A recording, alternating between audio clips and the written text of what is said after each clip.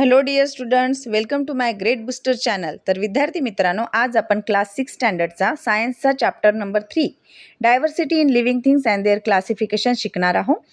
तर डायव्हर्सिटी म्हणजे काय? तर बघा, जे काही लिव्हिंग थिंग्स असतात, जसं प्लांट्स आहे किंवा ॲनिमल आहे, यांच्यामध्ये आपल्याला डिफरन्स दिसतो. तर डिफरन्स कोणता? जसं की त्यांचं शेप आहे, कलर आहे, त्यांचे कॅरेक्टरिस्टिक्स आहे, हे जे डिफरन्स असते ना, त्याला डायव्हर्सिटी म्हणतात.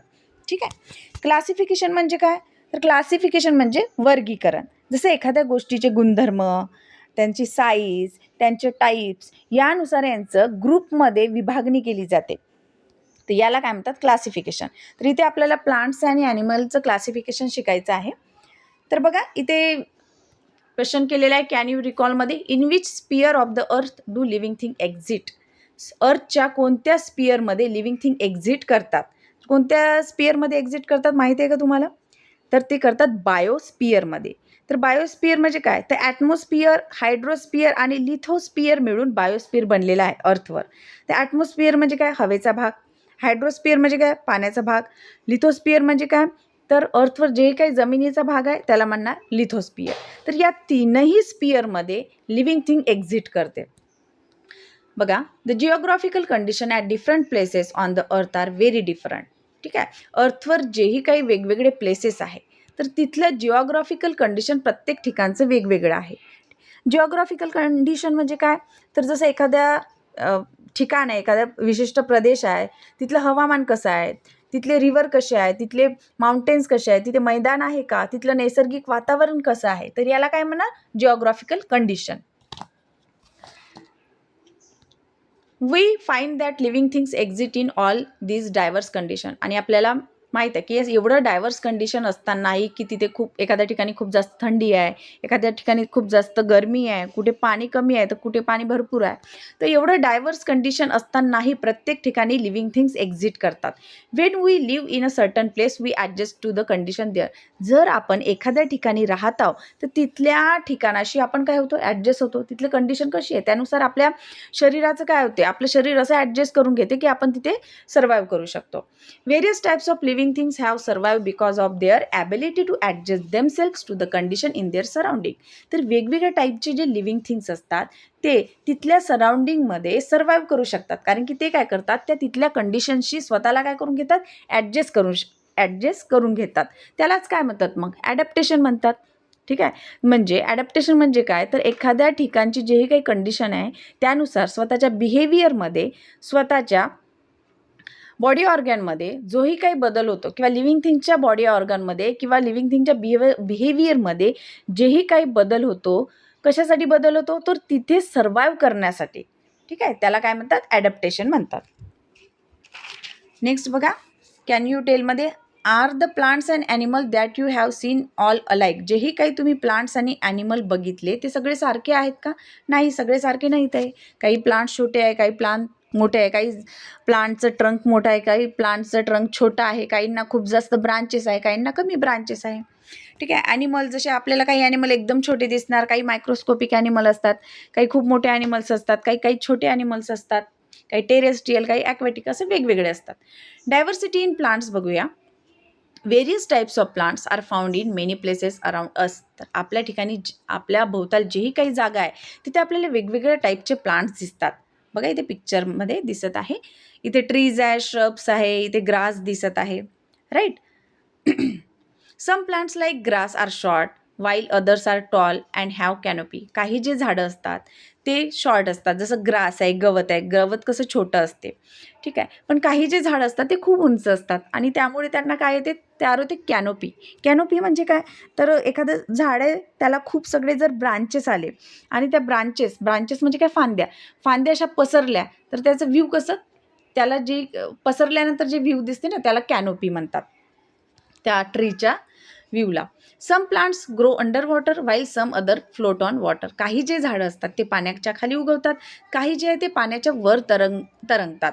We find that some plants grow even in desert. आणि काही झाडं जे असतात ते डेझर्टमध्ये सुद्धा ग्रो करतात, डेझर्टमध्ये सुद्धा वाढतात. डेझर्टमध्ये तर किती पाण्याची कमतरता आहे, ठीक आहे. तरी पण तिथल्या प्लांट्समध्ये असं ॲडॅप्टेशन झालेलं असते की तिथे ग्रो करू शकतात, तिथे ते सर्व्हाइव्ह करू शकतात. त्यांच्या लिव्हचं रूपांतर निडल्समध्ये झालेलं असते, ठीक आहे. आणि त्यांची मुळं खोलवर जाऊ शकतात पाण्याच्या शोधासाठी. असं काही त्यांच्यामध्ये काय झालेलं असते आणि त्यांच्या स्टेमवर किंवा काही झाडांना लीव जर असले त्यांना वॅक्सी लेयर असते, वॉटर वेपर फॉर्ममध्ये इव्हापोरेट होऊ नये म्हणून.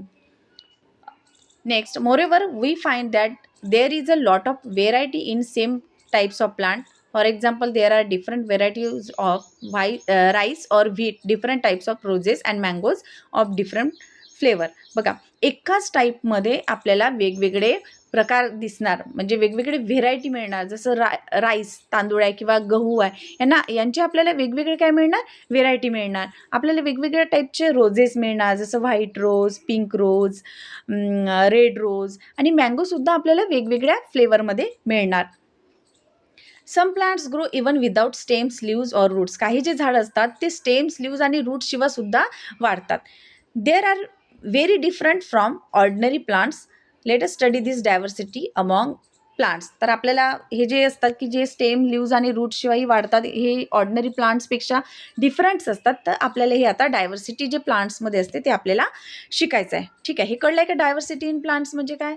काही जे झाडं असतात ते काय असतात, छोटे असतात, काही झाडं मोठे असतात, काही झाडं पाण्याच्या खाली वाढतात, काही झाडं पाण्याच्या वर तरंगतात, आणि काही झाडं डेझर्टमध्ये सुद्धा एवढी पाण्याची कमतरता असतानाही तिथे सुद्धा ग्रो करतात. एकाच टाईपच्या प्लांट्समध्ये सुद्धा आपल्याला काय दिसते, खूप सगळ्या व्हेरायटी दिसतात. ठीक आहे, हे आपल्याला डायव्हर्सिटी बघायचं आहे. Plants make their own food in sunlight. Such plants are called autotrophic plants. बघा, ॲट्रोट्रॉपिक प्लांट्स म्हणजे काय, प्लांट्स जे असते ते स्वतःचं फूड स्वतः सनलाईटच्या मदतीने किंवा सनलाईटमध्ये तयार करते, तशा प्लांट्सला ॲट्रोट्रॉपिक प्लांट्स म्हणतात. जसं ॲट्रोट्रॉपिक प्लांट्स कोणता आहे, हिबिस्कस, पोमेग्रॅनेट, पेरिविंकल, हे ॲट्रोट्रॉपिक प्लांट्स आहे. तर हे कसं फूड तयार करू शकतात, तर हे जे ॲट्रोट्रॉपिक प्लांट्स असते ना, यांच्यामध्ये क्लोरोफिल प्रेझेंट असते, जे ग्रीन पिगमेंट असते. तर हे क्लोरोफिल प्रेझेंट असल्यामुळे हे जे प्लांट्स असतात ते फोटोसिंथेसिस प्रोसेस परफॉर्म करू शकतात. त्यामुळे फोटोसिंथेसिस प्रोसेस परफॉर्म झाल्यावर फूड तयार होते, आणि त्यामुळे जे काही जे प्लांट्स असतात जे स्वतःचं फूड स्वतः तयार करू शकतात त्यांना काय म्हणतात, ॲट्रोट्रॉपिक प्लांट्स असं म्हणतात. नेक्स्ट आहे, some plants like funguses, Loranthus, dodder use other plants for food and are said to heterotrophic. काही जे प्लांट्स असतात जसं फंगस आहे, लोरॅन्थस आहे, डॉडर आहे, ते दुसऱ्या प्लांट्सचं फूड यूज करतात, तर त्यांना काय म्हणणार, हेट्रोट्रॉपिक प्लांट्स म्हणणार. तर हे जे प्लांट्स असतात ना हेट्रोट्रॉपिक, यांच्यामध्ये क्लोरोफिल प्रेझेंट नसते. क्लोरोफिल प्रेझेंट नसल्यामुळे हे फोटोसिंथेसिस प्रोसेस परफॉर्म करू शकणार नाही, त्यामुळे यांच्यामध्ये फूड तयार होणार नाही. त्यामुळे हे जे प्लांट्स आहे ते फूडसाठी दुसऱ्या प्लांट्सवर डिपेंड राहतात, दुसऱ्या प्लांट्सपासून फूड घेतात. Got it. Plants like the pitcher plants even consume insect, they are insectivorous. आता जे काही जे प्लांट्स आहेत जसं पिचर प्लांट जे आहे ते इन्सेक्टला कन्झ्युम करते, त्यामुळे त्यांना इन्सेक्टिव्हरस प्लांट्स असं म्हणतात. हे बघा, हे आहे पिचर प्लांट्स. या प्लांट्सचं असं ॲडॅप्टेशन झालेलं असते की याकडे जर इन्सेक्ट अट्रॅक्ट झाले तर इथे बघा हे झाकण असल्यासारखं इथे इन्सेक्ट बसला की हे झाकण लागते, आणि आतमध्ये ते इन्सेक्ट खाली पडला की ते इथे डायजेस्टिव्ह ज्यूस असं रिलीज करते ते प्लांट, आणि तिथे मग फायबर लाईक असं स्ट्रक्चर पण असते, तिथे अडकून जाते.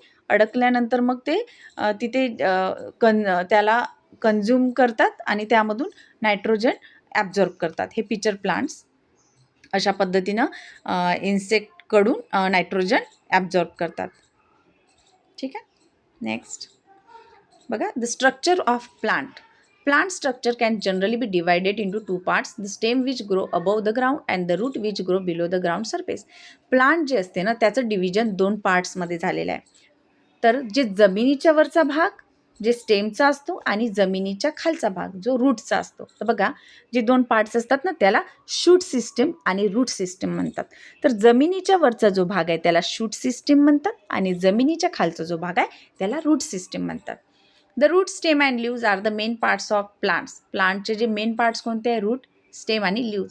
रूट काय करते, रूट सॉईलमधलं वॉटर आणि मिनरल ॲब्झॉर्ब करते आणि ते लीव्जपर्यंत स्टेमद्वारे पोहोचवले जाते. स्टेम काय करते, झाडाला स्थिर उभं ठेवते. आणि लीव्ज काय करते, लीव्जवर फोटोसिंथेसिस प्रोसेस परफॉर्म केल्या जाते. ठीक आहे. आणि त्यामुळे त्या लीव्जला किचन ऑफ द ट्रीजसुद्धा काय ट्रीज असं किचन ऑफ द ट्रीज म्हणतात, कारण की ते फोटोसिंथेसिस प्रोसेस जी आहे ना ते लीव्जवर घडून येते. त्यामुळे मेन पार्ट्स कोणते आहे प्लांटचे, द रूट, स्टेम आणि leaves. From time to time plants bear flower for reproduction. आणि रिप्रोडक्शन प्रोसेससाठी प्लांट्सला फ्लावर येतात. Flower are transform into fruits. आणि रिप्रोडक्शन झाल्यानंतर फ्लावरचं रूपांतर फ्रूटमध्ये होते आणि फ्रूट्समध्ये सीड्स असतात आणि सीड्सपासूनच नवीन प्लांट्स तयार होते. ठीक आहे. बघा इथे प्लांट्स दिलेले आहे. आता ही जो जमिनीच्या खालचा भाग आहे याला रूट सिस्टीम म्हणणार आणि हा जो काही जमिनीच्या वरचा भाग आहे याला शूट सिस्टीम म्हणतात. तर शूट सिस्टीममध्ये आपल्याला काय काय दिसते बघा, हे लीव्ज आहे, इथे फ्रूट्स आहे, इथे फ्लावर्स आहे आणि हे स्टेम आहे.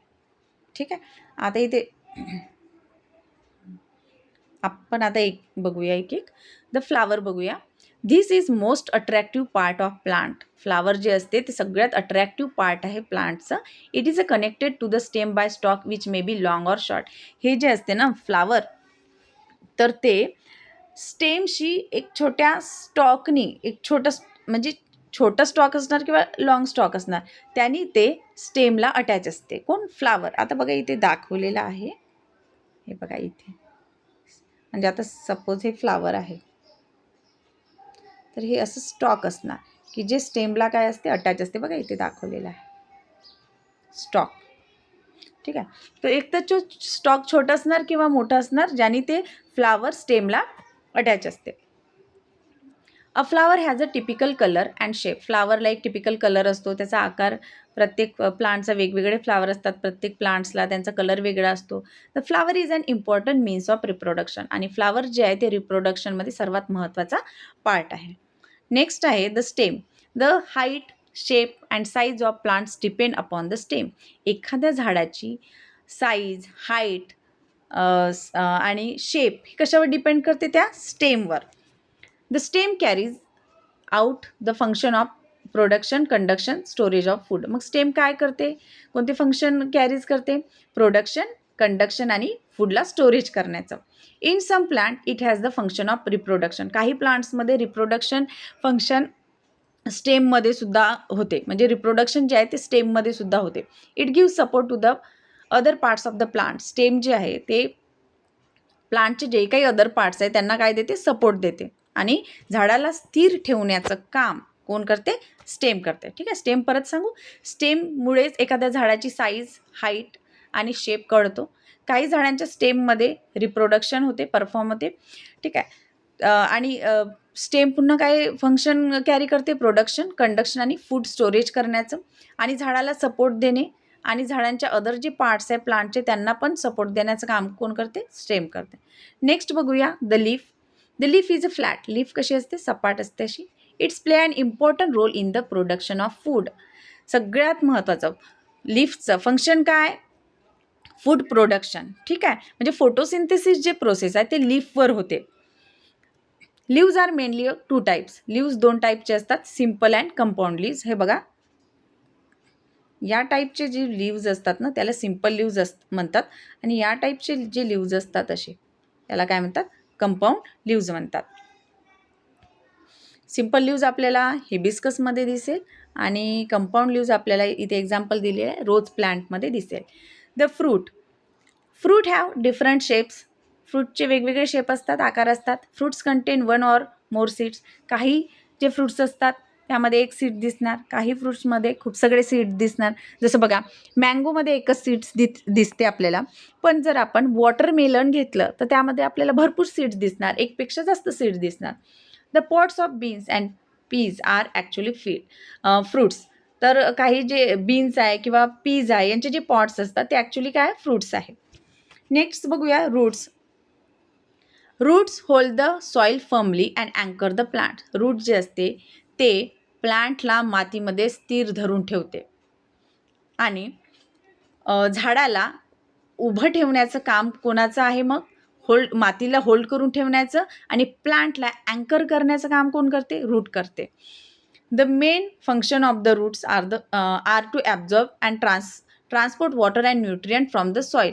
तर मग मेन फंक्शन काय आहे रूट्सचं, की सॉईलमध्ये जेही काही वॉटर आहे आणि न्यूट्रियंट आहे त्याला ॲब्झॉर्ब करा आणि त्याला स्टेमकडे ट्रान्सफर करा. The roots of carrot and radish also store food. तर जे कॅरट आहे किंवा रॅडिश आहे यांचे जे रूट्स असतात ते फूडला स्टोअर करतात. म्हणजे जे आपण कॅरट किंवा रॅडिश खातो ना ते ॲक्च्युली रूट खातो त्या झाडाचं. There are 2 types of root, taproot and fibrous root. 2 टाईपचे रूट्स असतात, टॅपरूट आणि फायब्रस रूट. बघा रूट पुन्हा सांगते. रूट काय करते, सॉईलला धरून ठेवते आणि प्लांट्सला काय करते, अँकर करते, स्थिर उभं ठेवते.